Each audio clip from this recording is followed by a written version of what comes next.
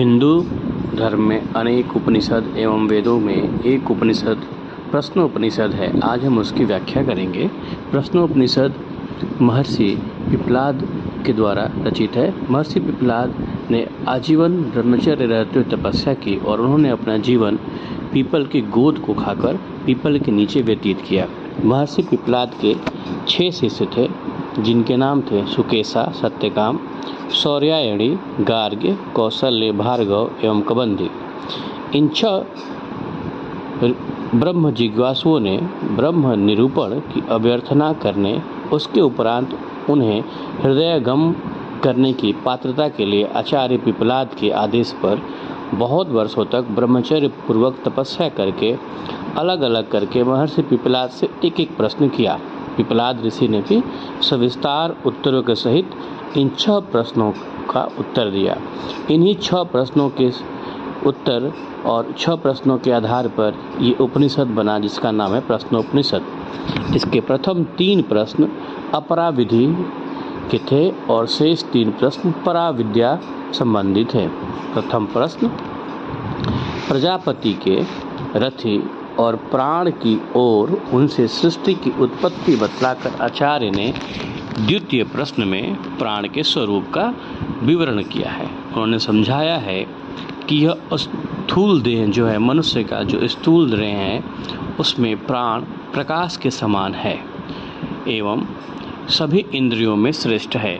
तीसरे प्रश्न में महर्षि पिप्पलाद ने प्राण की उत्पत्ति तथा उसकी स्थिति का विवरण दिया है। पिप्पलाद ने कहा है कि मरण काल में मनुष्य जैसा सोचता है, जैसा संकल्प मनुष्य का होता है, उसके अनुसार प्राण ही उसे विभिन्न लोकों में ले जाता है। यानी कि जैसा हम मरण काल में जो मनुष्य जैसा सोचता है, जैसी इच्छा रखता है, जैसी धारणा रखता है, उसी प्रकार के लोकों में प्राण मनुष्य की आत्मा को लेकर के जाता है। चौथे प्रश्न में पिप्पलाद ने ये बताया है कि स्वप्न अवस्था में जब भी कोई भी मनुष्य या इंसान स्वप्न अवस्था में होता है, तो जितनी श्रोताद इंद्रियां हैं, यानी कि जिनसे हम सुन और समझ सकते हैं, उन इंद्रियों का मन में विलय हो जाता है, यानी कि वो इंद्रियां मन में लीन हो जाती हैं। परंतु स्वप्न अवस्था में भी प्राण जागृत रहता है, परंतु सुषुप्ति अवस्था में, यानी कि जागृत अवस्था में और ना तो पूरी तरीके से निद्रा अवस्था और ना ही जागृत अवस्था, यानी सुषुप्ति अवस्था में मन का आत्मा में विलय हो जाता है। वहीं दृष्टा, श्रोता, मनता, विज्ञाता इत्यादि है जो अक्षर ब्रह्म का स्वरूप है। इनका ज्ञान हो जाने पर मनुष्य स्वयं सर्वज्ञ, सर्वस्वरूप और परम अक्षर हो जाता है। अंतिम और छठे प्रश्न में आचार्य पिप्पलाद ने बताया है कि इस शरीर के हृदय पुंडरीकाक्ष में 16 कलात्मक पुरुष का वास होता है। ब्रह्म की इच्छा एवं उसी से प्राण, उसी से श्रद्धा, आकाश, वायु, तेज, जल, पृथ्वी, इंद्रिया, मन और अन्न से वीर्य, तप, मंत्र, कर्म, लोक और नाम उत्पन्न हुए हैं, जो उसकी 16 कलाएं और सोपाधिक स्वरूप है। सच्चा ब्रह्म निर्विशेष, अद्वय और विशुद्ध है।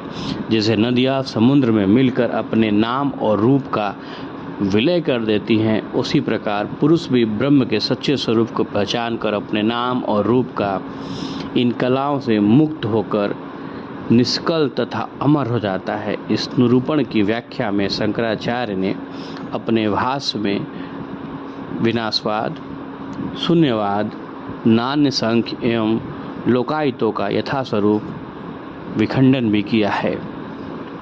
इस तरीके से प्रश्नोपनिषद में कुल 6 प्रश्न थे, जो महर्षि पिप्पलाद के 6 शिष्यों ने अलग अलग किए। महर्षि पिप्पलाद ने उन 6 प्रश्नों का व्याख्या किया, जिसमें उन्होंने प्राण के स्वरूप, प्राण की स्थिति और ये बताया कि स्वप्न अवस्था और जागृत अवस्था में कौन सा होता है, कौन जगह रहता है। धन्यवाद।